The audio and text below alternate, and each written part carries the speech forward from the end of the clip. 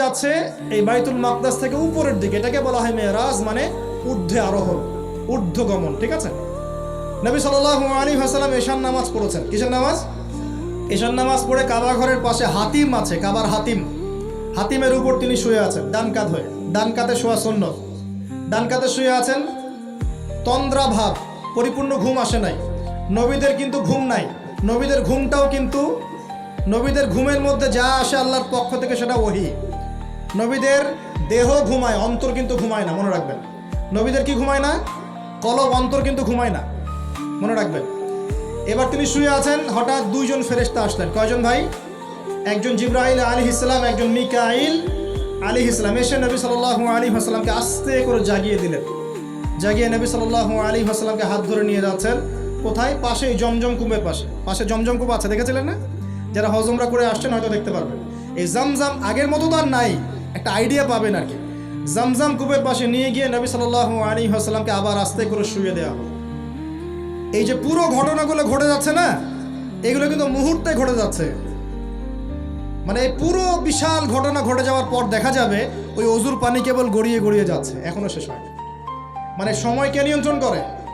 পৃথিবীর সময়ের ফ্রেম আর আল্লাহ পাকের টাইম ফ্রেম এক নয়। আল্লাহ পাকের টাইম ফ্রেম টোটালি ডিফারেন্ট, আমাদের টাইম ফ্রেম আলাদা, মনে থাকবে। এখানে কিন্তু অনেক নাস্তিক অনেক প্রশ্ন করতে পারে। এবার শুয়ে দেওয়ার পর নবী সাল্লাল্লাহু আলাইহি ওয়াসাল্লামের বুকটাকে একদম এই গলার নিচ থেকে নিয়ে যেখানে লোম উঠে নাভি, এই নাভি পর্যন্ত চিরে দেওয়া হয়েছে, জীবিত অবস্থাতেই, জীবিত অবস্থাতেই। এবার তার হার্ট, কলিজাটাকে বের করা হয়েছে। এই প্রথম ওপেন হার্ট সার্জারি নাম শুনেছেন কিনা? যে ওপেন হার্ট সার্জারি হচ্ছে। এবার এই কলিজাটাকে প্রথমে জমজমের পানি দিয়ে ধোয়া হয়েছে। কিসের পানি? জমজমের পানির মধ্যে শেফা আছে। যাদের অসুস্থতা আছে জমজমের পানিতে সূরা ফাতিহা ফু দিয়ে খাবেন, ইনশাল্লাহ শেফা হয়ে যাবে, ইনশাল্লাহ শেফা হবে।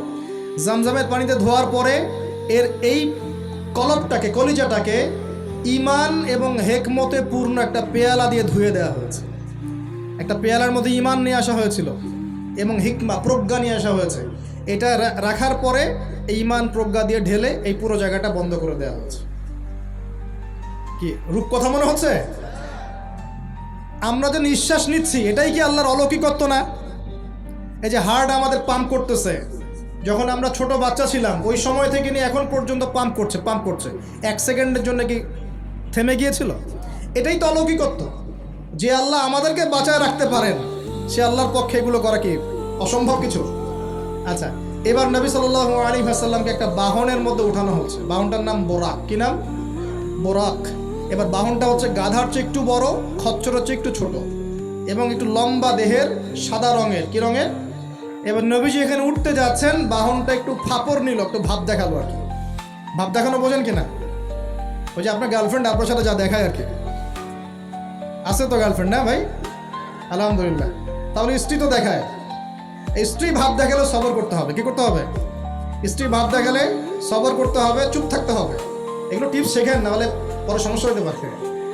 স্ত্রী ভাব দেখাতে পারে, তখন সবর করতে হবে, চুপ থাকতে হবে। পরে দেখবেন ভাব নিজেই আবার ঠান্ডা হয়ে গেছেন সব, ঠিক আছে? আর নিজে গরম হয়ে গেলে সমস্যা। আপনি গরম হয়ে গেলে পুরো একদম তরকারি পুরো যাবে একেবারে। কথা বুঝতে পারছেন? আল্লাহ বোঝার তৌফিক দান করুন। বোরাকটা ভাব নিচ্ছে আর কি। এখন বোরাককে জিবরাইল আলাইহিস সালাম বলছেন, এই শোনো, তোমাকে সৃষ্টি করার পর থেকে, ভালো করে শোনেন, তোমাকে সৃষ্টি করার পর থেকে মুহাম্মদ সাল্লাল্লাহু আলাইহি ওয়াসাল্লামের চেয়ে শ্রেষ্ঠ কোনো মানুষ তোমার গায়ে পা দেয় নাই। বলেন আল্লাহু আকবার। বলেন আল্লাহুম্মা সাল্লি আলা মুহাম্মদ, আল্লাহুম্মা বারিক আলা মুহাম্মদ।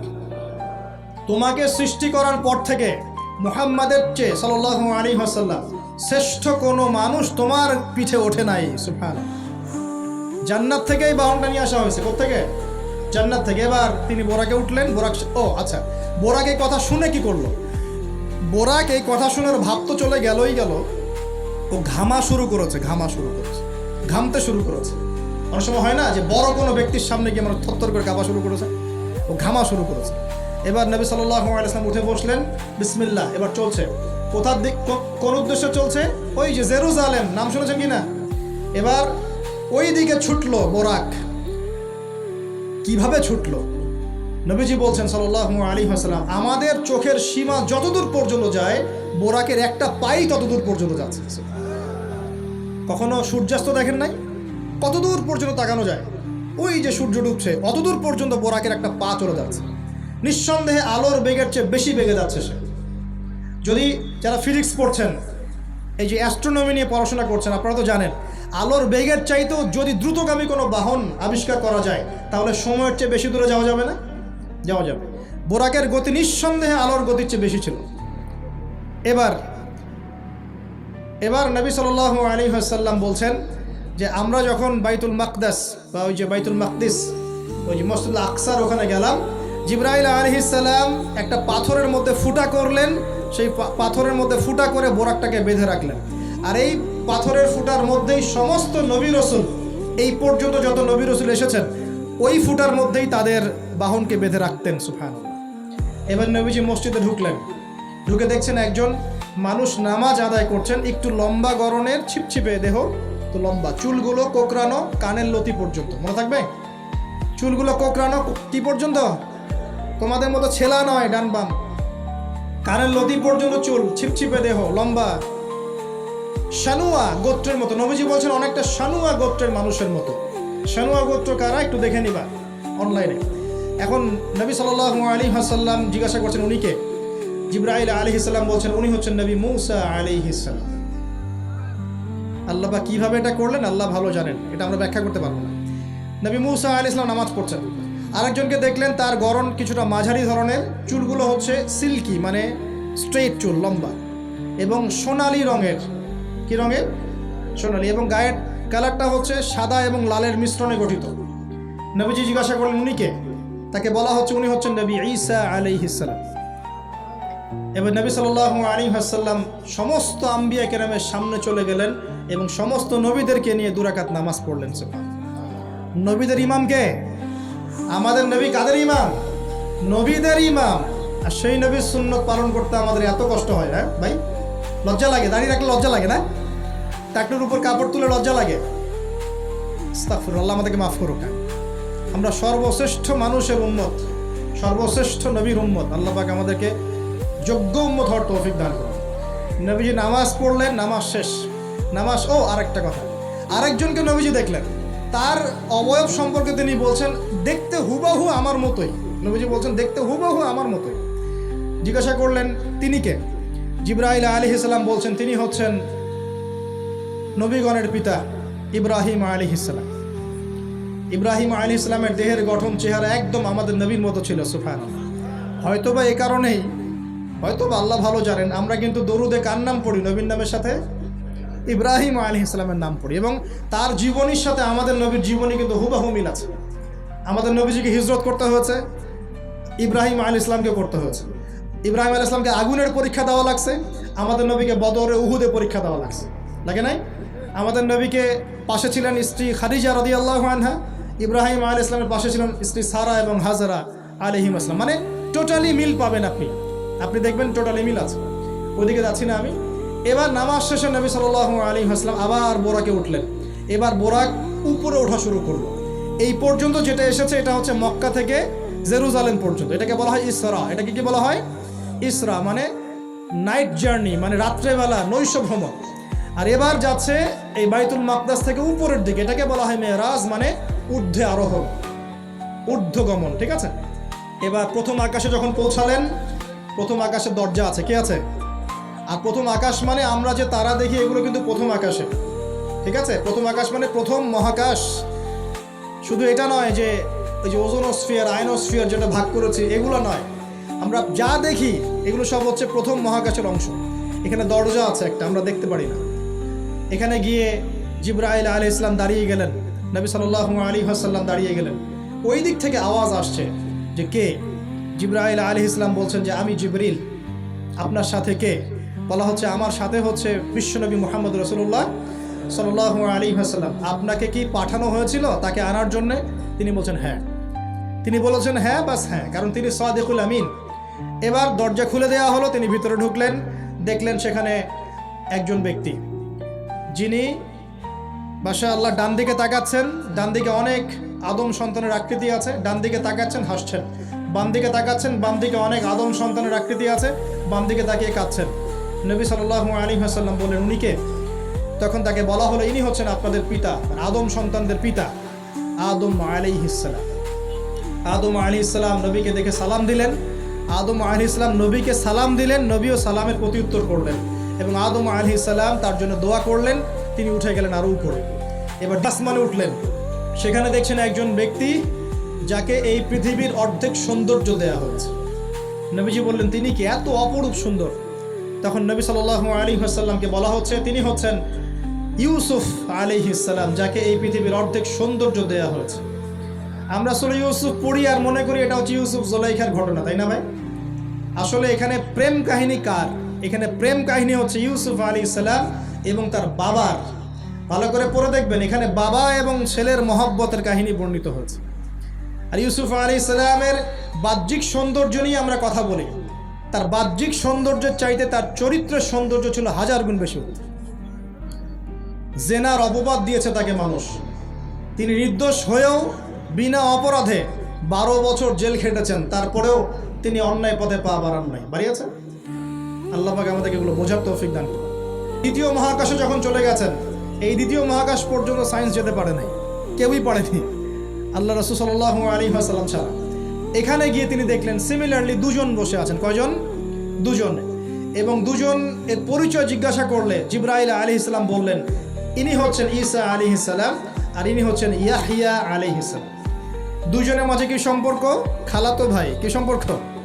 খালাতো ভাই। এখানে বলে রাখি দুজনের মিলটা কি? এই দুজনকেই ইহুদিরা হত্যা করার চেষ্টা করেছে।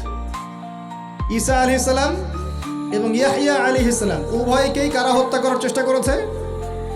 ইয়াহইয়া আলাইহিস সালামকে তো হত্যা করেই ফেলেছিল, আর ঈসা আলাইহিস সালামকে হত্যা করার চেষ্টা করেছিল, কিন্তু আল্লাহ পাক সেটা হতে দেন নাই। আল্লাহ পাক তাকে উঠিয়ে নিয়েছেন। তিনি আবার আসবেন কিনা? কোথায় আসবেন? সিরিয়ায়। কেন আসবেন? কারণ তিনি এই পৃথিবী থেকে দাজ্জাল এবং তার সমস্ত বাহিনীকে মেরে ফেলবেন ইনশাআল্লাহ, এবং প্যালেস্টাইন থেকে সারা বিশ্বে 40 বছর রাজত্ব করবেন ইনশাআল্লাহ। তাই এটা হবে কি না? বিশ্বাস আছে তো ইনশাআল্লাহ? এটা হবে ইনশাআল্লাহ। এরপর সামনে যান, আরো উপরে উঠলেন, চতুর্থ আসমানে উঠে দেখছেন এখানে আরেকজন একইভাবে আছেন, তার নাম হচ্ছে কি বলেন? ইদ্রিস আলাইহিস সালাম। কি নাম? ইদ্রিস আলাইহিস সালাম। তিনি চতুর্থ আসমানে অপেক্ষা। একইভাবে সবার সাথে কথাবার্তা হলো, সালাম বিনিময় করা হলো, মোবারকের দোয়া করলেন, তিনি আবার উঠে গেলেন। পঞ্চম আসমানে উঠে তিনি দেখছেন ওই ইচ্ছে নবী মুসা আলাইহিস সালাম। কোন নবী?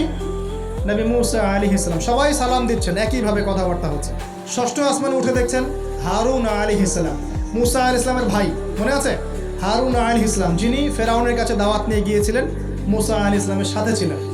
সপ্তম আসমানে উঠে তিনি দেখছেন একজন ব্যক্তি যার চেহারা একদম ছোট ছোট বাচ্চারা যারা মারা যায়, আল্লাহ রাব্বুল আলামিন তাদের রূহটাকে ওখানে রেখেছেন। তারা ওখানে খেলছে, যখনই ওদের পিতামাতার কথা মনে হয় দৌড় দিয়ে আসে ইব্রাহিম আলাইহিস সালামের কাছে। মনে রাখবেন, বাচ্চাদের সাথে কেন ইব্রাহিম আলাইহিস সালামকে রাখা হলো, এখানে একটা ব্যাখ্যা হতে পারে, আল্লাহু আ'লাম। শিশুদের সাথে থাকতে হলে শিশুর মতো মন থাকতে হয়। বাচ্চাদের সাথে কারা ভালোভাবে মিশতে পারে জানেন? যাদের মনটা বাচ্চাদের মতো, শিশুর মতো সরল হতে হয়। শিশুর মতো হতে হয়, সরল। যাদের মন শিশুর মতো সরল, এদের মনের মধ্যে কিন্তু হিংসা, বিদ্বেষ, রিয়া, অহংকার এগুলো থাকবে না। ইব্রাহিম আলাইহিস সালাম ওই শিশু কুরবানির পরীক্ষায় ফেলতে হয়েছিল না? আল্লাহ রাব্বুল আলামিন দেখেন তাকে বাচ্চাদের সাথে রেখে দিয়েছেন। বাচ্চারা ওখানে খেলাধুলা করে, যখনই ওদের বাবার কথা মনে হয়, মায়ের কথা মনে হয়, দৌড় দিয়ে ইব্রাহিম আলাইহিস সালামের কাছে চলে আসে। তিনি আদর করে দেন, আবার চলে যায়। কি চমৎকার দৃশ্য! তিনি হেলান দিয়ে আছেন বাইতুল মামুরে, সালাম করলেন, সালাম করে নবীজিকে বললেন, হে নবী, আপনার উম্মতকে জানিয়ে দিয়েন, আমি আপনাদেরকে সেটা জানিয়ে দিচ্ছি। হে নবী, আপনার উম্মতকে জানিয়ে দিয়েন যে জান্নাত হচ্ছে একটা উর্বর জায়গা, জান্নাতের পানি হচ্ছে মিষ্টি, জান্নাতের মাটি খুব উর্বর, জান্নাতের অনেক জায়গা ফাঁকা পড়ে আছে। আপনার উম্মতকে জানিয়ে দিয়েন এই ফাঁকা জায়গাগুলোতে তারা যদি গাছ লাগাতে চায় তাহলে যেন পড়ে সুবহানাল্লাহ, আলহামদুলিল্লাহ, ওয়ালা ইলাহা ইল্লাল্লাহ, আল্লাহু আকবার, ওয়ালা হাওলা ওয়ালা কুওয়াতা ইল্লা বিল্লাহ। এই মেসেজটা কে দিয়েছেন? ইব্রাহিম আলাইহিস সালাম। এই যে বাইতুল মামুরে হেলান দিয়ে আছেন, এটা কি? নবীজি বলছেন এটা হচ্ছে ফেরেশতাদের ইবাদত করার জায়গা। কাবা ঘর আছে না আমাদের? এই কাবা ঘরের ঠিক সোজা উপরে বাইতুল মামুর আছে, সপ্তম আসমানের ওপর। ফেরেশতারা কিভাবে ইবাদত করেন শোনেন। নবীজি বলছেন এই বাইতুল মামুরে প্রতি মুহূর্তে 70,000 ফেরেশতা তাওয়াফ করছে। ঠিক যেমন এখানে তাওয়াফ হচ্ছে 24 ঘন্টা, তাওয়াফ কি থেমে থাকে? তাওয়াফ থামে না। ঠিক ওইভাবে বাইতুল মামুরে তাওয়াফ থেমে থাকছে না। বাইতুল মামুরে ফেরেশতারা তাওয়াফ করছেন 70,000 ফেরেশতা একই সাথে। আর শুনে রাখেন, যে 70,000 ফেরেশতা একবার তাওয়াফ করার সৌভাগ্য পেয়েছে তারা কিয়ামত পর্যন্ত আর দ্বিতীয়বার চান্স পাবে না। এবার কি চিন্তা করতে পারছেন ফেরেশতাদের সংখ্যা কত হতে পারে? আমাদের সংখ্যা তত্ত্বের বাইরে। এবার নবী সাল্লাল্লাহু আলাইহি ওয়াসাল্লাম আরো একটু উপরে উঠলেন। এই জায়গার নাম সিদরাতুল মুনতাহা। কি নাম? সিদরাতুল মুনতাহা। এটা হচ্ছে একটা বড়ই গাছ দেখেছেন তো? এটা নবীজি বলছেন এত চমৎকার এই বড়ই গাছ, এর মধ্যে এত বেশি রং ছিল যে রংগুলোকে আমি ব্যাখ্যা করতে পারবো না। এর পাতাগুলো ছিল হাতির কানের মতো এবং এর ফলগুলো ছিল মটকার মতো বড় বড় এক একটা, এবং এর মধ্যে প্রজাপতি বসেছিল। এই প্রজাপতিগুলোর রং এত চমৎকার যেগুলো আমাদের পৃথিবীর রঙের মতো নয়। মানে এগুলো ব্যাখ্যা করার মতো শব্দ আমাদের কাছে নাই। অ্যামেজিং। এটা কোন জায়গা? আমাদের সবার রুহগুলো যেখানে উঠে যায়। এটা কোন জায়গা? আমাদের সবার নেক আমলগুলো যেখানে উঠে যায়। সবার রুহ, মৃত ব্যক্তিদের রুহ বা আত্মা এবং নেক আমলগুলো এই পর্যন্ত ওঠে, এরপরে সেখান থেকে উঠিয়ে নেওয়া হয়, এরপরে তারা আর যেতে পারে। একইভাবে উপর থেকে আল্লাহ পাকে কোনো আদেশ আসলে এই সিদরাতুল মুনতাহা পর্যন্ত আসে, এরপর সেখান থেকে নিয়ে আসা হয়। আমি কি বুঝতে পারছি? এই হলো সিদরাতুল মুনতাহা, যেটা ফেরেশতাদের শেষ সীমা। এরপরে ফেরেশতারা আর যেতে পারবেন না। আল্লাহ পাকের নিকটবর্তী ফেরেশতারা ছাড়া নর্মাল যারা, তারা ওখানে যেতে পারবে। নর্মাল মানে বলছি যারা এমনি অন্যান্য দায়িত্বে আছেন তারা সেখানে যেতে পারবেন না। এই পর্যন্ত লাস্ট ওই যে লাইন থাকে না, ডেড লাইন, এটা ডেড লাইন, এরপর যেতে পারবে না। এবার আমাদের নবীকে এখানে বাহন চেঞ্জ করে দেওয়া হলো, অন্য একটা বাহন আরো দ্রুতগামী তাকে দেওয়া হলো। এই বাহনে করে নবীজি একদম আলো পর্দা ভেদ করে উপরে উঠছেন। আল্লাহ পাকের একদম কাছাকাছি আসছে। কাছাকাছি আসার পর তিনি বলছেন, আমি তখন শুনতে পেলাম যে আল্লাহ পাকের নিকটস্থ ফেরেশতা যারা আল্লাহর আদেশ লিখে রাখেন, তারা কলম দিয়ে লিখছে আল্লাহর আদেশ। এই কলমের লিখার খসখস শব্দ আমি শুনতে পেলাম। আল্লাহু আকবার। এবার আল্লাহ রাব্বুল আলামিন তাকে কাছে নিয়ে, শোনেন প্রিয় ভাই, উম্মতে মুহাম্মাদি শুনে রাখো, আল্লাহ পাক 3টা স্পেশাল ওহী করলেন। কয়টা ভাই? 3টা। অন্যান্য অনেক কথা তো হয়েছে, সেগুলো তো আমরা হাদিসের মধ্যে আমরা ডিটেলস বলতে পারছি না, সময় শর্ট। 3টে স্পেশাল ওহী আল্লাহ রাব্বুল আলামিন করেছেন। তার প্রথমটা হচ্ছে নবী সাল্লাল্লাহু আলাইহি ওয়াসাল্লামকে এই জায়গায় 50 ওয়াক্ত নামাজ হাদিয়া গিফট দেওয়া হলো। কত ওয়াক্ত? এবার নবীজি 50 ওয়াক্ত নিয়ে চলে আসছেন। আর পরের দুটা পরে বলছি। 50 ওয়াক্ত নিয়ে চলে আসছেন। আসার সময় এই যে 6ষ্ঠ আসমানে, 5ম আসমানে কার সাথে দেখা? মুসা। কে আমাকে করছে? মুসা আলাইহিস সালাম। তিনি বলছেন, আল্লাহ পাক কি দিয়েছেন আপনাকে হাদিয়া? নবী সাল্লাল্লাহু আলাইহি ওয়াসাল্লাম বলছেন 50 ওয়াক্ত নামাজ। কত ওয়াক্ত? 50 ওয়াক্ত। এবার মুসা আলাইহিস সালাম বলছেন, আমার উম্মতকে 2 ওয়াক্ত নামাজ দেওয়া হয়েছে, সেটাই আমার উম্মত আদায় করতে পারে নাই। 50 ওয়াক্ত নামাজ আপনার উম্মত পারবে না, আপনি কমাই নিয়ে আসেন যান। তিনি আবার গেলেন 50 থেকে 45, আবার 45 থেকে 40, 40 থেকে 35, 35 থেকে 30, এই করতে করতে করতে করতে 5 ওয়াক্ত যখন আসলো, তখনও নবীজিকে বলা হচ্ছে আপনি আরও কমাই নিয়ে আসেন। নবীজি বলছেন, আমার যেতে লজ্জা লাগছে, আল্লাহ পাক আমাকে এত বেশি কমিয়ে দিলেন, আরও কমাতে চাইতে আমার লজ্জা লাগছে। দেখেন, মুসা আলাইহিস সালাম বলেছিলেন আমার উম্মতকে 2 ওয়াক্ত নামাজ দেওয়া হয়েছিল, আদায় করতে পারে নাই। উম্মতে মুহাম্মাদের মধ্যে এমন মানুষ নাই 2 ওয়াক্ত 1 ওয়াক্ত নামাজও পড়তে পারে না। নবীদের এটা হিকমা, দূরদর্শিতা। এবার নবী সাল্লাল্লাহু আলাইহি ওয়াসাল্লাম আল্লাহর কাছে গিয়ে আরজি পেশ করছেন। আল্লাহ রাব্বুল আলামিন বলছেন, 5 ওয়াক্ত নামাজ আমি দিলাম, কিন্তু 5 ওয়াক্ত যদি তোমার উম্মত আদায় করে 50 ওয়াক্তের নেকি দেওয়া হবে ইনশাআল্লাহ। আরেকটা বেনিফিট তোমার উম্মতের যে কোনো ব্যক্তি যে আমলই করুক না কেন 10 গুণ বাড়ায় নেকি দেওয়া হবে ইনশাআল্লাহ। কিন্তু তোমার উম্মতের কোনো ব্যক্তি যদি গুনাহ করে তাহলে গুনাহকে 10 গুণ বাড়ায় দিব না ইনশাআল্লাহ। গুনাহ একটাই থাকবে। গুনাহ কি হবে? একটাই থাকবে। আর নেকির কাজ করলে 10 গুণ বাড়ায় দেওয়া হবে। 1 টাকা দান করছেন 10 টাকার নেকি হবে। 1 রাকাত নামাজ পড়ছেন 10 টাকাতে নেকি হবে। একটা সেজদা করছেন 10টা সেজদার নেকি হবে ইনশাআল্লাহ। কথা বুঝতে পারছেন? এটা হলো একটা গিফট বা হাদিয়া। সেকেন্ড গিফটটা হচ্ছে আল্লাহ রাব্বুল আলামিন নবী সাল্লাল্লাহু আলাইহি ওয়াসাল্লামকে সূরা বাকারার শেষের 2টা বা 3টা আয়াত ওহী করলেন। কয়টা ভাই? শেষের দুইটা বা তিনটা, লিল্লাহি মা ফিস সামাওয়াতি এখান থেকে ফানসুরনা আলাল কওমিল কাফিরিন পর্যন্ত। এই আয়াতগুলোর ফজিলত সম্পর্কে এসেছে যে রাতের বেলা কেউ যদি এই আয়াতগুলো পড়ে ঘুমায়, সূরা বাকারার শেষের দুইটা বা তিনটা পড়ে ঘুমায়, সারা রাত তাহাজ্জুদের নেকি পাবে ইনশাআল্লাহ। এবং দৃশ্য অদৃশ্যের কোনো ক্ষতি, তার কোনো অনিষ্ট সাধন করতে পারবে না ইনশাআল্লাহ। এই যে সমস্যা হয় ঘুমের মধ্যে, জিনের সমস্যা, জাদুর সমস্যা, বদনজর ইত্যাদি, কোনো রকম প্রবলেম তাকে ফেস করতে হবে না ইনশাআল্লাহ। সূরা বাকারার শেষের কয় আয়াত? কমপক্ষে 2 আয়াত, যদি পারেন 3টা আয়াত পড়বেন। 2টা হাদিয়া হল। 3 নম্বর হাদিয়াটা আরও বড়। 3 নম্বর হাদিয়া হচ্ছে, নবী সাল্লাল্লাহু আলাইহি ওয়াসাল্লামকে আল্লাহ পাক বললেন, তোমার উম্মতের, একটু গৌর করে শোনেন, তোমার উম্মতের যে কোনো ব্যক্তি যত পাপই করুক না কেন, যদি আমার সাথে শিরকের পাপ না করে, শিরকের পাপ ছাড়া আমার সাথে সাক্ষাৎ করে, আসমান জমিন সমানও যদি পাপ করে, আমি আল্লাহ তার সামনে আসমান জমিন সমান ক্ষমা নিয়ে হাজির হব ইনশাআল্লাহ। এই উম্মতের যে কোনো ব্যক্তি খালি লা ইলাহা ইল্লাল্লাহ মুখ দিয়ে পড়েছে, ইসলামের সামনে আত্মসমর্পণ করেছে এবং শিরক মুক্ত আমল করেছে, বেদাত মুক্ত আমল করেছে, ঠিক আছে, তার যত বড় বড় পাপই থাকুক না কেন, ইনশাআল্লাহ আল্লাহ পাক কোনো না কোনো ওসিলায় সেই পাপ মাফ করে দেবে ইনশাআল্লাহ। এটা একদম লিখিত হয়ে গেছে। জান্নাতীদের 120 কাতার হবে। এই 120 কাতার মানুষের মধ্যে 80 কাতার হবে উম্মতে মুহাম্মাদের মধ্যে। আমরা কি শিরক মুক্ত আমল করতে পারবো না ভাই? সাহাবীরা অবাক হয়ে বলছেন, যদি সে চুরি করে, যদি সে জেনা করে, নবীজি বলছেন যদি সে চুরিও করে, যদি সে জেনাও করে, তবুও তাওহীদ ঠিক থাকলে জান্নাতে চলে যাবে। এখন কি তাওহীদ ঠিক করে চুরি করা শুরু করব? তাওহীদ ঠিক করে কি জেনা করা শুরু করব? এখানে আল্লাহ পাকের তাওহীদের গুরুত্ব বোঝানো হয়েছে। আর যে ব্যক্তি প্রকৃত তাওহীদে থাকবে সে কি জেনা করতে পারবে? আল্লাহ পাক আমাদের সবাইকে 3টা হাদিয়া গ্রহণ করার তৌফিক দান করুন। আমার সাথে বলেন, 50 ওয়াক্ত নামাজ মানে 5 ওয়াক্তই। 5 ওয়াক্ত মানেই 50 ওয়াক্ত। 1 ওয়াক্ত পড়ছি মানে 5 ওয়াক্ত পড়ছি। 1 ওয়াক্ত পড়ছি মানে 10 ওয়াক্ত পড়ছি। 1 ওয়াক্ত পড়ছি মানে 10 ওয়াক্ত পড়ছি। আমরা কিন্তু 50 ওয়াক্তের নেকিই পাচ্ছি ইনশাআল্লাহ। আমরা সবাই 5 ওয়াক্ত নামাজের হেফাজত করতে পারবো তো ইনশাআল্লাহ? আল্লাহ পাক তৌফিক এনায়েত করুন, আমিন।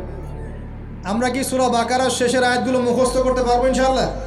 প্রত্যেক রাতে আমল করবো তো ইনশাআল্লাহ? আর শিরক মুক্ত আমল করার চেষ্টা করবো ইনশাআল্লাহ। একটা বই পড়বেন, কিতাবুত তাওহীদ, শিরক সম্পর্কে জানতে পারবেন ইনশাআল্লাহ। আল্লাহ পাক তৌফিক দান করুন। এবার নবীজি আসছেন, একটু শেষের দিকে মনোযোগ দেন, মনোযোগ হারান না, আর কিছু কথা বাকি আছে। নবীজি এবার আসছেন, আসার সময় তাকে জান্নাত জাহান্নাম দেখানো হয়েছে। কি দেখানো হয়েছে? জান্নাত এবং জাহান্নাম। নবীজি বলছেন, আমি জান্নাতকে দেখলাম। বিশৃঙ্খলা করেন না, আমি জান্নাতকে দেখলাম। জান্নাতকে দেখলাম, জান্নাতকে ঘিরে রাখা হয়েছে কষ্ট, ক্লেশ, এগুলো দিয়ে। মানে জান্নাতটা ঘেরা আছে কষ্ট দিয়ে, মানে জান্নাতে যেতে হলে কষ্ট করতে হবে, ঠিক আছে? ফজরের নামাজ উঠতে কষ্ট হয় না? সুদ ছেড়ে দেবো, এটা কষ্ট লাগতেছে না? কষ্ট হবে। আল্লাহর পথে চলতে হলে কিন্তু কষ্ট হবে। মানুষ ভালো মন্দ বলবে, অনেক সমস্যা। জান্নাতকে ঘেরা হয়েছে কষ্ট দিয়ে, আর জাহান্নামকে ঘেরা হয়েছে প্রবৃত্তির দাসত্ব দিয়ে। মন যাচাই তাই করার নাম প্রবৃত্তি। মন চাচ্ছে মদ খাইলেন, মন চাচ্ছে জেনা করলেন, মন চাচ্ছে সুদ খাইলেন, আর মন যাচাই তা দিয়ে জাহান্নামকে ঘেরা হয়েছে। এবার নবীজি বলছেন, জাহান্নামে আমি উকি মেরে দেখেছি, জাহান্নামে দেখেছি বেশিরভাগ অধিবাসী, জাহান্নামের বেশিরভাগ মানুষ হচ্ছে উম্মতে মুহাম্মাদের নারী জাতি। বলেন নাউজুবিল্লাহ। এই নারী জাতি মানে আমার বোন, আপনার মা, আপনার স্ত্রী, আমার বোন, আমার মা, আমার স্ত্রী, আমাদেরই তো। নারী কি আমাদের বাইরে? কেন তারা জাহান্নামে যাবে? নবীজি বলছেন কয়েকটা কারণ। 1, তারা বেশি বেশি লানত এবং অভিশাপ করে। 1, 2, তারা এমন কিছু কাপড় পরে শেষ জামানায় বাইরে ঘুরবে যে কাপড়গুলো পরেও তারা নগ্ন থাকবে। 2, অর্থাৎ বেপরদামির কারণে। 3, তারা বুক পিঠ চাপড়ায়, প্রলাপ বিলাপ করে, এটা একটা কারণ। 4, তারা স্বামীর সাথে কখনো কখনো কুফরি করে। কেমন? স্বামী সারা জীবন যদি তাদের ভরণ পোষণ ভালোবাসা দিয়ে যায়, কোনো একদিন যদি কোনো সমস্যা সৃষ্টি হয়, বলবে যে সারা জীবন তোমার কাছে কিছুই পাইলাম। এই সব কিছুর ঊর্ধ্বে একটা কারণ আছে। এই সব কিছুর ঊর্ধ্বে একটা কারণ আছে, সেটা হলো, শোনেন, তাদের উদ্ধত মস্তকটা আল্লাহ পাকের বিধানের সামনে সহজে অবনত হতে পারে না, চায় না। এগুলো কিন্তু সব মেয়েদের জন্য নয়, উম্মতে মুহাম্মাদির একটা অংশের মেয়েদের জন্য আল্লাহর নবী এইসব কথা বলেছেন। আবার এমনও মেয়ে আছে, শোনেন, এমনও মেয়ে আছে যারা ইমান আমল টিকে রাখার জন্য না খেয়ে থাকতেও রাজি আছে। এমনও মেয়ে আছে, এমনও বহু দিনী মেয়ে আছে আমাদের সমাজে যারা ঈমান আমল ধরে রাখতে চায়, পরিবার তাকে রাখতে দেয় না। ফেরাউনের ঘরে থেকেও একজন মেয়ে জান্নাতে গিয়েছে কি না? গিয়েছে। অতএব আমরাও যে দুধে দেওয়া তুলসী পাতা এমন নই, আমাদের মধ্যে বহু খারাপই আছে। কিন্তু নবীজি এখানে স্পেশালি বলেছেন যে শেষ জামানার মেয়েরা, নিসাউন কাসিয়াতুন আরিয়া, যারা কাপড় পরে নগ্ন থাকবে, মহিলাতুন মামিলাত, যারা অন্যকে আকৃষ্ট করবে, অন্যের দিকে আকৃষ্ট হবে, এরা জান্নাতে যাবে না, জান্নাতের গন্ধও পাবে না। নবীজি বলেছেন আমি জাহান্নামে দেখেছি বেশিরভাগ নারী জাতি। এখানে আমার মা, আমার বোন, আপনার মা, আপনার বোনের সতর্ক হওয়ার কি হেদায়েত আছে কি নাই? আর এই মেয়েদেরকে চালাই কি আমরা না অন্য কেউ? আমরাই তো আমাদের পরিবারকে চালাই কি না? আমরাই তো খাওয়াই পড়ে নাকি? তাহলে আমাদের পরিবারের বোনেরা কি পর্দা করতে পারবে না? প্রতিষ্ঠা করতে পারবেন না? পরিবারের আমাদের মায়েরা, বোনেরা, স্ত্রীরা পর্দা করবে না? এই দায়িত্ব আমাদের না? পরিবারের কর্তা আমরা নই? আল্লাহকে আমাদেরকে জিজ্ঞাসা করবেন না? অতএব আমরাও যেন সতর্ক হয়ে যাই, আল্লাহ পাক তৌফিক দান করুন। এই জন্য বলি, বিয়ে করতে হলে আগে দিনদারিতা দেখবেন, তারপর বিয়ে করবেন। দুনিয়াদারিতা দেখে বিয়ে করলে পরে পস্তাবেন। ছেলে মেয়ে উভয়ের প্রতি একই নসিহত, বিয়ে করতে যদি হয়, বিয়ে যদি করতেই হয়, তাহলে দিনদারিতা দেখে বিয়ে করুন। তারপর দেখবেন যে মেয়ের বংশ কেমন, সৌন্দর্য কেমন, এই সেই পরে দেখবেন। আগে দেখবেন দিনদারিতা ঠিক আছে কিনা। ছেলের ক্ষেত্রে একই বিধান, আগে দেখতে চান না কত বড় চাকরি করে, কত প্রপার্টিজ আছে, কত বড় বাড়ি, এগুলো পরে দেখবেন। আগে দেখবেন ছেলে নামাজ পড়ে কিনা, ছেলের মধ্যে সুন্নত আছে কিনা, এইগুলো আগে দেখবেন। এই বিয়ে নিয়ে প্রচুর জাহিলিয়াত সমাজে আছে, এই কারণেই পরিবারগুলো এখন ভেঙে যাচ্ছে। আল্লাহ পাক আমাদেরকে সুন্নাহ মেনে চলার তৌফিক দান করুন, বলি আমিন। নবীজি এখানে বলেছেন আমি জাহান্নামে দেখেছি বেশিরভাগ অধিবাসী নারী জাতি। আমাদের বোনদেরকে রিকোয়েস্ট করবো, সতর্ক হয়ে যান, আল্লাহর ওয়াস্তে সতর্ক হয়ে যান। কেন শোনেন, কেন নবীজি বললেন, এই পয়েন্টটা একটু ভালো করে বোঝেন। কেন নবীজি এই উম্মতের মধ্যে বেশিরভাগ মেয়েকে জাহান্নামী বললেন? আপনি একটু চিন্তা করেন তো, এই উম্মতের মধ্যে কি এমন হয়েছে, এই উম্মতের মেয়েদের সাথে কি এমন হয়েছে যার ফলে মেয়েদেরকে আর ঘরে রাখা যায় না, সব বাইরে চলে আসতেছে? কি হয়েছে এই উম্মতের মেয়েদের সাথে? এই প্রবলেম তো আগে 200-500 বছর আগে ছিল না। 500 বছর আগে আপনি কি কোনো মেয়েকে দেখেছেন আমাদের মেয়েদের মতো বেপর্দায় সারা রাস্তাঘাট, গ্রামগঞ্জ, একদম অফিস আদালত বাজার ঘাট সব ঘুরে বেড়াচ্ছে? দেখেছেন 500 বছর আগে, 300 বছর আগে, 200 বছর আগে? লাস্ট সমসাময়িক সময়ে কি এমন হলো যে মেয়েদেরকে আর ঘরে রাখা যায় না? আমি একটা শব্দ বলে দিই, বাসায় গিয়ে রিসার্চ করবেন, সব বলে দিব না। লাস্ট 100-200-300 বছরে একটা মুভমেন্ট, একটা আদর্শ ছড়িয়ে পড়েছে বিশ্বের বুকে, তার নাম হলো ফেমিনিস্ট রেভলিউশন। মনে থাকবে, ফেমিনিস্ট রেভলিউশন। এটা নিয়ে ঘাটাঘাটি করেন, বুঝতে পারবেন কেন জাহান্নামের বেশিরভাগ অধিবাসী জাহান্নামে যাবে, নারীরা কেন জাহান্নামে যাবে বেশি বেশি। এই মুভমেন্টটা নিয়ে পড়াশোনা করলেই বুঝতে পারবেন। আল্লাহ পাক আমাদেরকে বোঝার তৌফিক দান করুন, অন্তরের চোখ খোলার তৌফিক দান করুন। নবীজি আরও বলছেন আমি জাহান্নামে গেলাম, জাহান্নাম আমাকে দেখানো হলো, এবং সেখানে আমি একজন ফেরেশতাকে দেখলাম। কি দেখলাম? এই ফেরেশতা আমাকে দেখে হাসে নাই। সবাই মনোযোগ দেন, মেরাজের রাতের সবাই নবী সাল্লাল্লাহু আলাইহি ওয়াসাল্লামের সাথে হাসি মুখে সাক্ষাৎ করেছেন এই ফেরেশতা বাদ দিয়ে।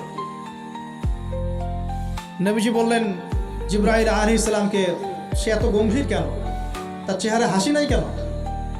জিবরাইল আলাইহিস সালাম বলছেন যখন থেকে আল্লাহ পাক তাকে জাহান্নামের দায়িত্ব দিয়েছেন, যেদিন থেকে আল্লাহ পাক এই ফেরেশতাকে জাহান্নামের দায়িত্ব দিয়েছেন, ওই দিন থেকে তার চেহারার হাসি চলে গেছে। আর কিছু বলতে হবে? কেন হাসি চলে গেল? খুশিতে? জাহান্নামে আল্লাহ পাকের আযাব এবং এই আযাবের দায়িত্ব পালন করতে গিয়ে তার চেহারা থেকে হাসি চলে গেছে। নবীজি জানালেন তার নাম হচ্ছে মালিক। কি নাম? মালিক। আমরা দোয়া করি আমরা যেন তার সাক্ষাৎ না পাই, আমরা দোয়া করি আমরা যেন তার সাক্ষাৎ না পাই, আমিন। এবার নবী সাল্লাল্লাহু আলাইহি ওয়াসাল্লাম আসছেন, আসার সময় সুঘ্রাণ পাচ্ছেন, সুঘ্রাণ। ও একটা কথা বলি নাই, জান্নাতে তিনি যখন দেখলেন, সেখানে দেখলেন যে এখানে বেশিরভাগ অধিবাসী হচ্ছে এই উম্মতের গরিব মানুষরা। এই উম্মতের কারা? গরিব মানুষ, টাকা পয়সা কম, এত হিসাব কিতাব নাই, 5 ওয়াক্ত নামাজ পড়ে, রোজা রাখে, সাধ্যমতো দান সদকা করে, সত্য কথা বলে, জান্নাতে চলে যাবেন ইনশাআল্লাহ। গরিবদের 500 বছর আগে, কত বছর আগে? তার মানে এই উম্মতের যদি কেউ গরিব হয়ে থাকি আমরা, কষ্টের কিছু আছে? ইনশাআল্লাহ কষ্টের কিছু নাই। তারপর নবীজি আসছেন, তিনি বলছেন যে আমি একটা মিষ্টি জান্নাতি সুঘ্রাণ পেলাম। আমি জিজ্ঞাসা করলাম এটা কোত্থেকে আসছে? তখন জিবরাইল আলাইহিস সালাম বললেন এই ঘ্রাণ আসছে ফেরাউনের মেয়ের চুল আঁচড়ে দিত একজন দাসী, হঠাৎ একদিন চিরুনি পড়ে গেল হাত থেকে। সে বিসমিল্লাহ বলে চিরুনি উঠিয়েছে, আর দাসী শুনে নিয়েছে বিসমিল্লাহ মানে কি, আল্লাহর নামে মানে কি, তোমার কি ফেরাউন আমার বাবা ছাড়া আরো কোনো ইলাহা আছে নাকি? তখন সেই মহিলা বলেছিল, হ্যাঁ আমি এক আল্লাহর ইবাদত করি, ফেরাউনেরও রব হচ্ছে আমার আল্লাহ। এই অপরাধে তাকে ফেরাউন বড় আগুনের কুণ্ডলি খুঁড়ে তাকে ওখানে নামিয়ে দিয়েছিল, এবং তার 3টা কি 4টা বাচ্চা ছিল, এই সব বাচ্চাগুলোকে তার চোখের সামনে পুড়িয়ে মেরেছে। শেষে একটা বাচ্চা ছিল, কোলের বাচ্চা, এই বাচ্চাকে নিয়ে সে লাফ দিবে, তাকে বাধ্য করা হচ্ছে, সে তো নিজে মরতে রাজি, কিন্তু বাচ্চাটা মায়া লাগবে না, সে বাচ্চাকে নিয়ে লাফ দিতে চাচ্ছে না। তখন আল্লাহ পাক ওই বাচ্চার জবানে আল্লাহর কুদরত, আল্লাহর মোজেজা চালু করে দিলেন। ওই বাচ্চা কথা বলা শুরু করল। ওই বাচ্চা বলল, হে আম্মা ইসবিরি ইয়া উম্মা, হে আমার মা সবর করো, ফাইন্না মাউইদুনাল জান্নাহ, আমাদের জন্য আল্লাহ পাক জান্নাত রেখেছেন। আলহামদুলিল্লাহ, লাভ দিয়ে জান্নাত। ওই যে ফেরাউনের স্ত্রী বলা ঠিক না এখানে, ফেরাউনের ওই দাসী যে চুল আশ্রয় দিত, আসিয়া, যার নাম বলা হয় কোনো কোনো জায়গায় আসিয়া, এবং তার সন্তানদেরকে যেখানে দাফন করা হয়েছে ওখান থেকে জান্নাতের ঘ্রাণ আসছে। কে পেলেন এই ঘ্রাণ? রাসূলুল্লাহ সাল্লাল্লাহু আলাইহি ওয়াসাল্লাম।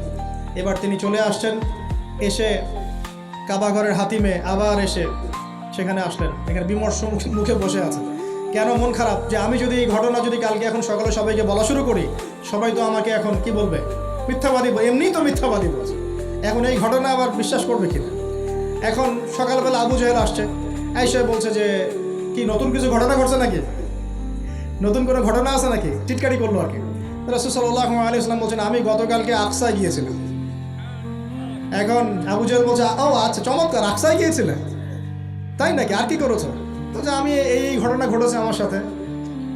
তখন সবাইকে সে ঢোল পিটায় নিয়ে আসলো, আরে আসো আসো, মুহাম্মদ কি বলে শোনো, দেখো কি বলে, তো পাগল হয়ে গেছে। নাউজুবিল্লাহ। বলছে আকসায় গিয়েছিল, বলো তো আকসায় কি কি আছে? সুবহানাল্লাহ, আল্লাহ রাব্বুল আলামিন, এখন যেমন ভিডিও দেখি না আমরা, এইভাবে আল্লাহ রাব্বুল আলামিন মসজিদুল আকসাকে নবীর সামনে তুলে ধরলেন সামনে, এবং নবী সাল্লাল্লাহু আলাইহি ওয়াসাল্লাম দেখে দেখে বলছেন আকসায় কয়টা দরজা আছে, কয়টা জান্নাত আছে, পূর্ব দিকে কি আছে, পশ্চিম দিকে কি আছে, সিঁড়ি কয়টা, সব বলে দিলেন। এরপর আবু বকর সিদ্দিকের সামনে একজন কাফের গিয়ে বলছে, জানো মুহাম্মদ কি বলেছে? মুহাম্মদ এই কথা বলেছে। আবু বকর সিদ্দিক তখন বলছেন যে আমি তো এর চাইতেও কঠিন কথা বিশ্বাস করি। এখন এর মাঝখানে আর কয়েকটা কথা হয়েছে, আমাদের নবী পরে হাদিসে জানিয়েছেন, এগুলো বলে শেষ করছে। নবীজি বলছেন, আমি যখন মেরাজের রাতে গিয়েছি, আমাকে আল্লাহ পাক কিছু আযাব দেখিয়েছেন। কি দেখেছেন ভাই? আমরা দোয়া করি আল্লাহ পাক এই আযাবগুলো থেকে আমাদেরকে বাঁচান, এবং যে পাপের কারণে এই আযাব হয় সে পাপ থেকে আমাদেরকে বাঁচান। বলেন আমিন।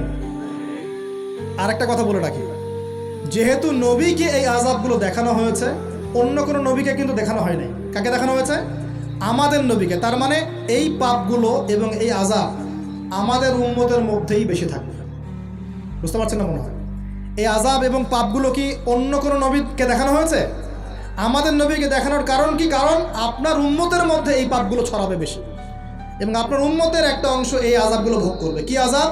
নবীজি যাচ্ছেন, দেখছেন, যুবকরা শুনে ভালো করে, নবীজি দেখছেন একটা চুলা, কি ভাই, তন্দুর রুটি দেখেছেন যে চুলায় রান্না করে, ঠিক ওই রকম শব্দই হাদিসে এসেছে, তন্দুর।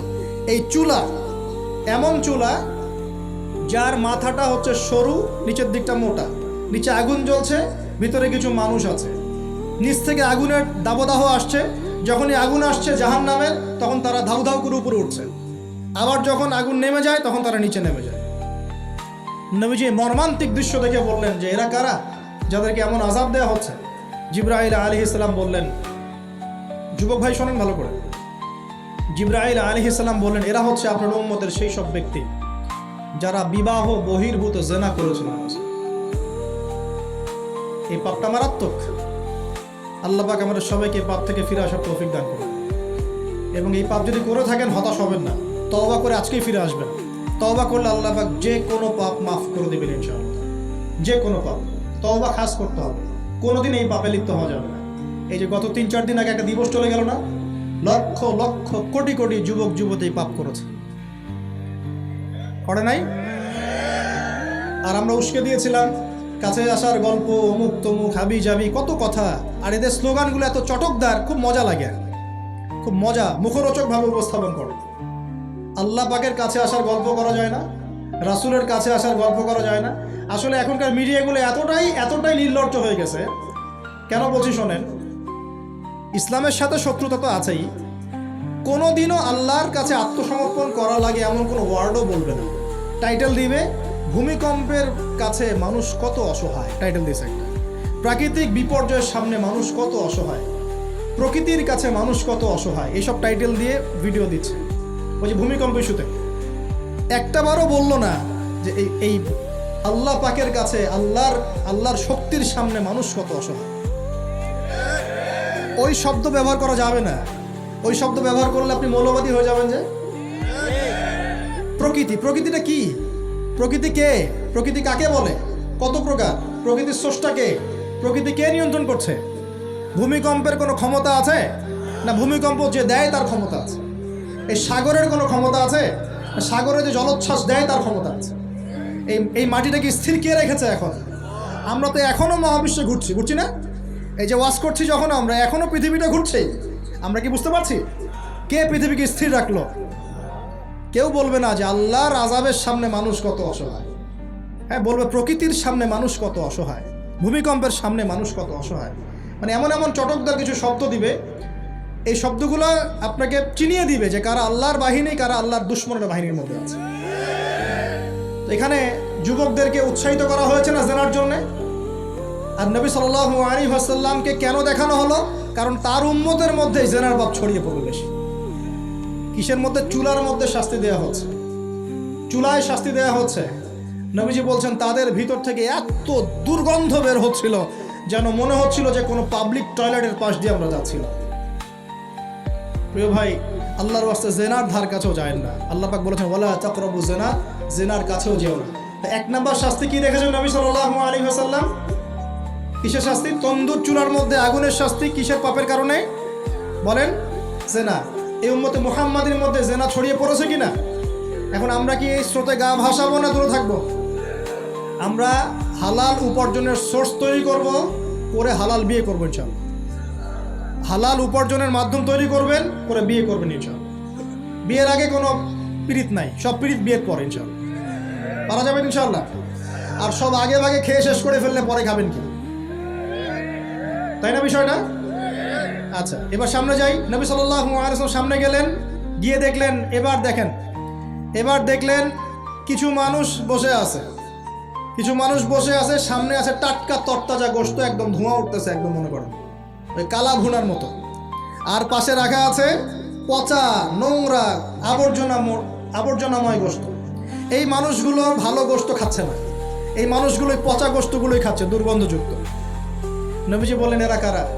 নবী সাল্লাল্লাহু আলাইহি ওয়াসাল্লামকে বলা হচ্ছে এরা আপনার উম্মতের সেই সব ব্যক্তি যারা বিবাহিত, ভালো করে শোনেন, এরা আপনার উম্মতের সেই সব ব্যক্তি যারা বিবাহ বহির্ভূত সম্পর্ক করেছে।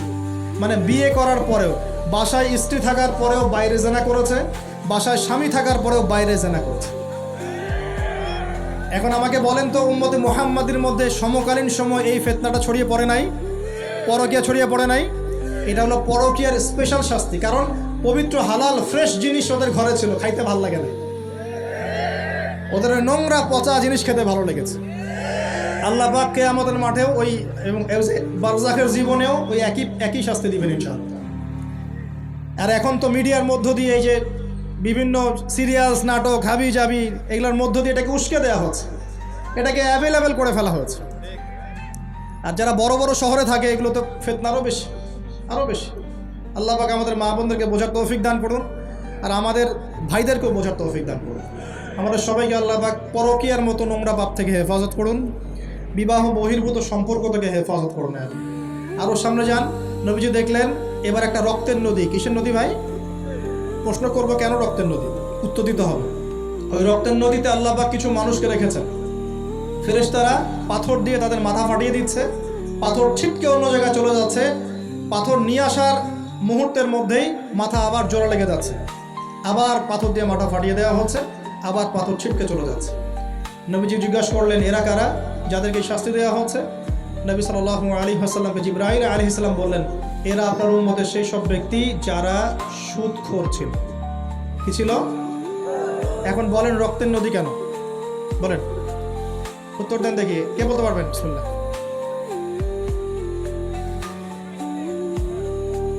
মাশাআল্লাহ, মাশাআল্লাহ, শুকরিয়া। সুদের মধ্য দিয়ে এক শ্রেণীর মানুষ ধনী হয় আর এক শ্রেণীর মানুষ গরিব হয়।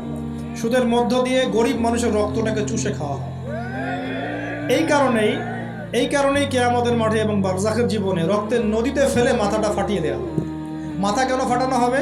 এই মাথা দিয়ে শয়তানি বুদ্ধিটা বের করেছিল যে ইন্নামাল বাইউ মিসলুর রিবা, সুদ হচ্ছে ব্যবসার মতোই। এই শয়তানি কোত্থেকে বের হইছে? এই মাথা থেকে। এই কোন মাথা পাঠায় দেওয়া।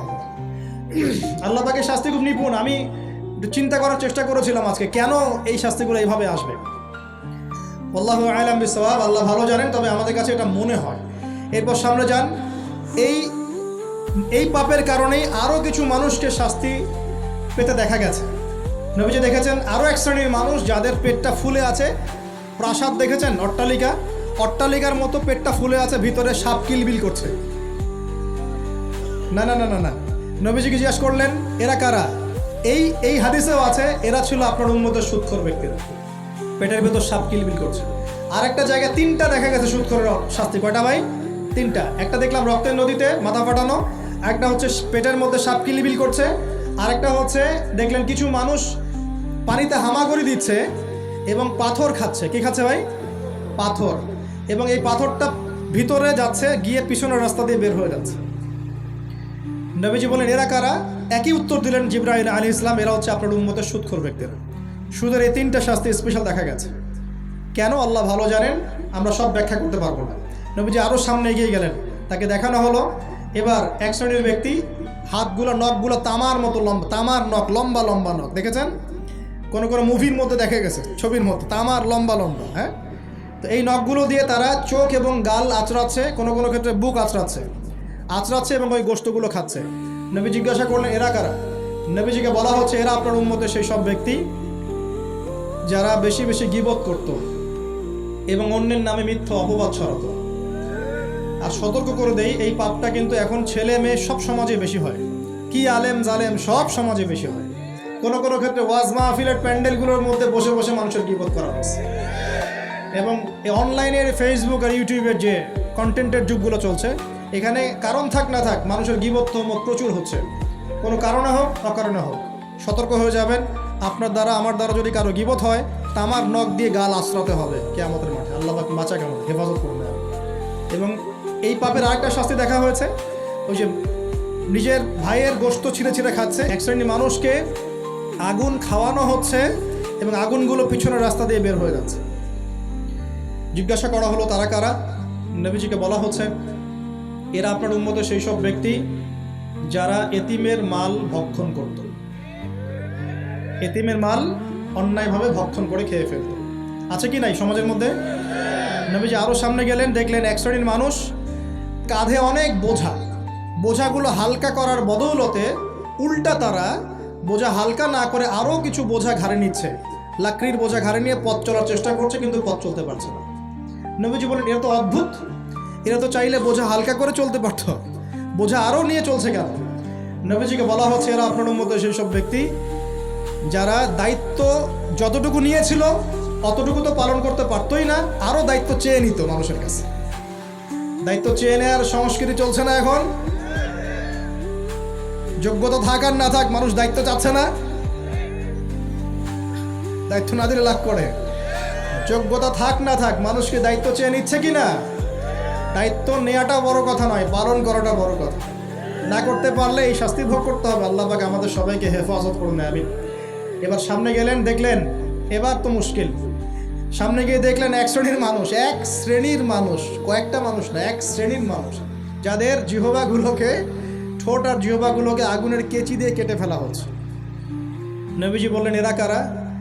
রাসূল সাল্লাল্লাহু আলাইহি ওয়াসাল্লামকে বলা হচ্ছে এরা আপনার উম্মতের সেই সব ব্যক্তি যারা ছিল ওয়াইজ বক্তা, আলেম ওয়াইজ বক্তা, যারা মানুষের সামনে দ্বীনের কথা বলতো কিন্তু নিজেরাই সেই দ্বীনের প্রতি আমল করত। আল্লাহ রাব্বুল আলামিন আমাকে এবং আপনাদের সবাইকে এই মর্মান্তিক শাস্তি থেকে বাঁচান। যা বলবো তার উপর আমল করার তৌফিক দান করুন, যা জানবো তার উপর আমল করার তৌফিক দান করুন।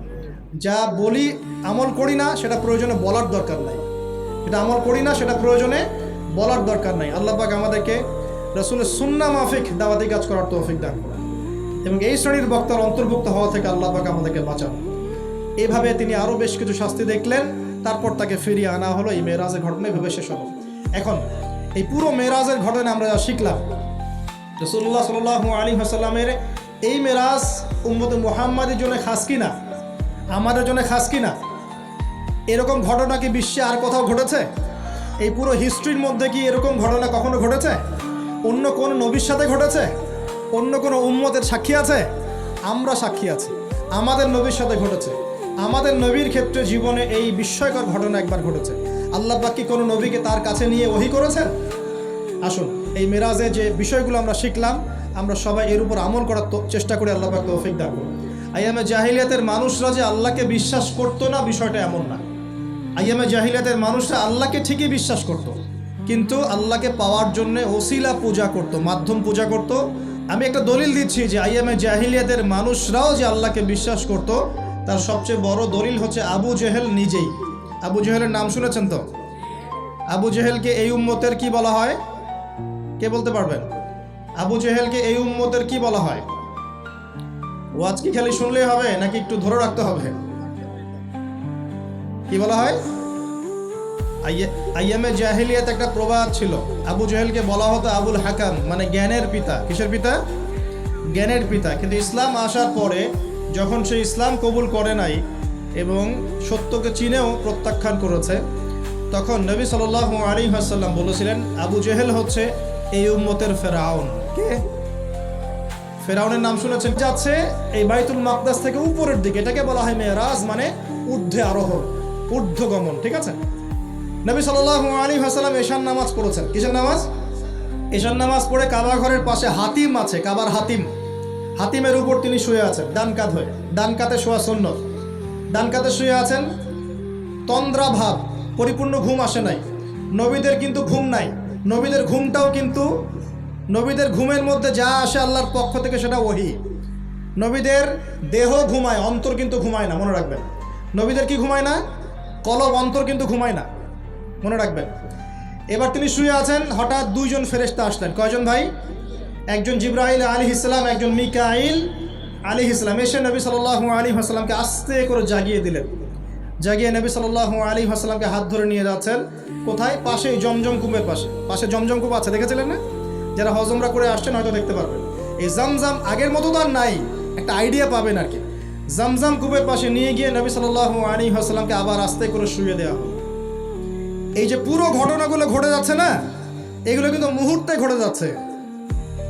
মানে এই পুরো বিশাল ঘটনা ঘটে যাওয়ার পর দেখা যাবে ওই অজুর পানি কেবল গড়িয়ে গড়িয়ে যাচ্ছে, এখনো শেষ হয়। মানে সময়কে নিয়ন্ত্রণ করে। পৃথিবীর সময়ের ফ্রেম আর আল্লাহ পাকের টাইম ফ্রেম এক নয়।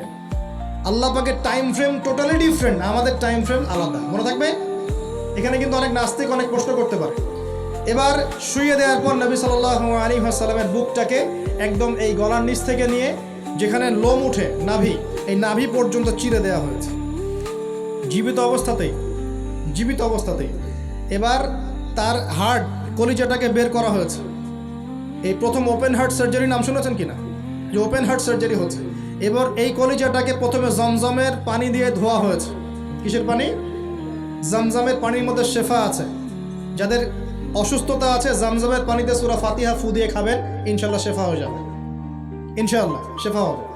জমজমের পানিতে ধোয়ার পরে এর এই কলবটাকে, কলিজাটাকে ঈমান এবং হেকমতে পূর্ণ একটা পেয়ালা দিয়ে ধুয়ে দেওয়া হয়েছে। একটা পেয়ালার মধ্যে ঈমান নিয়ে আসা হয়েছিল এবং হিকমা, প্রজ্ঞা নিয়ে আসা হয়েছে। এটা রাখার পরে এই ঈমান প্রজ্ঞা দিয়ে ঢেলে এই পুরো জায়গাটা বন্ধ করে দেওয়া হয়েছে। কি রূপকথা মনে হচ্ছে? আমরা যে নিঃশ্বাস নিচ্ছি এটাই কি আল্লাহর অলৌকিকত্ব না? এই যে হার্ট আমাদের পাম্প করতেছে, যখন আমরা ছোট বাচ্চা ছিলাম ওই সময় থেকে নিয়ে এখন পর্যন্ত পাম্প করছে, পাম্প করছে। 1 সেকেন্ডের জন্য কি থেমে গিয়েছিল? এটাই তো অলৌকিকত্ব। যে আল্লাহ আমাদেরকে বাঁচায় রাখতে পারেন, সে আল্লাহর পক্ষে এগুলো করা কি অসম্ভব কিছু? আচ্ছা, এবার নবী সাল্লাল্লাহু আলাইহি ওয়াসাল্লামকে একটা বাহনের মধ্যে উঠানো হচ্ছে। বাহনটার নাম বোরাক। কি নাম? বোরাক। এবার বাহনটা হচ্ছে গাধার চেয়ে একটু বড়, খচ্চরের চেয়ে একটু ছোট এবং একটু লম্বা দেহের, সাদা রঙের। কি রঙের?